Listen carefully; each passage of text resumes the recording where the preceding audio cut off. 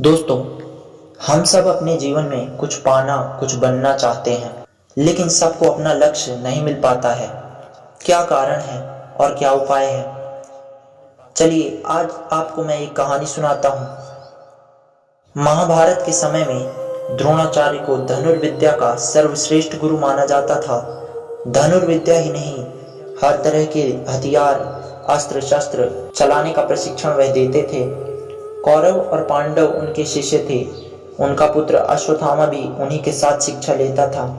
इन सभी में अर्जुन ही उनके सबसे प्रिय शिष्य थे और इसीलिए गुरु द्रोण ने अर्जुन को ही सबसे ज्यादा सिखाया।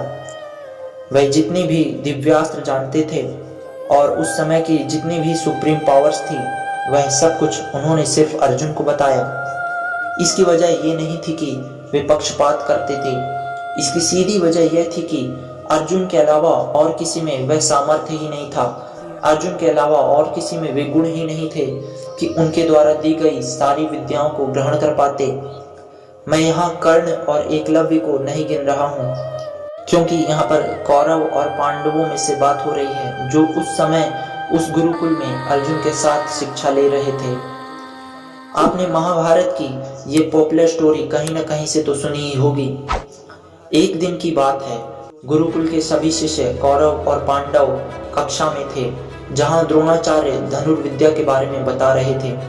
व्यावहारिक ज्ञान देने के लिए वह सभी को बाहर ले गए, जहां एक पेड़ की एक शाखा पर उन्होंने एक लकड़ी से बनी एक चिड़िया को रखवा दिया था। उन्होंने अपने हर शिष्य से कहा कि चिड़िया की आंख पर निशाना लगाओ। धनुष तान लेने के बाद शिष्यों को गुरु द्रोण के अगले आदेश का इंतजार करना था। उनके कहने पर ही उन्हें तीर चलाना था।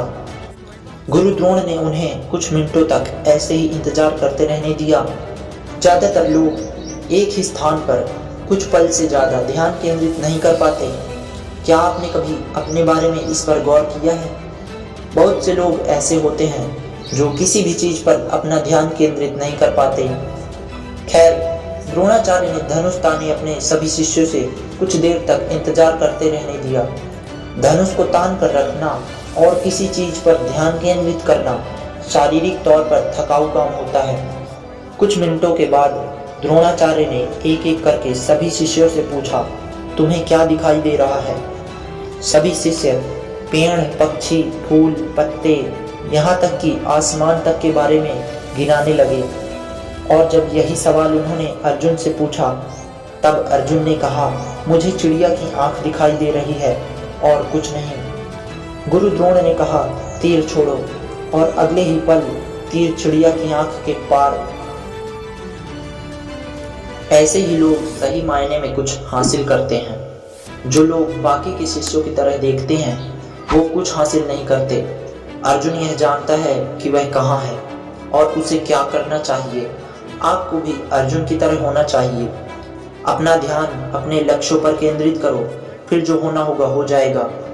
तुम आज का अर्जुन बनो, एकाग्र चिंतन करो, मेडिटेशन करो और अपने एक सिंगुलर गोल को सेट करो और उनके लिए धुआंधार मेहनत करो। और आज के ब्रह्मास्त्र और दिव्यास्त्र यानी कि हर एक फील्ड की सक्सेस, अपने अपने फील्ड की सुप्रीम सक्सेस को प्राप्त करो।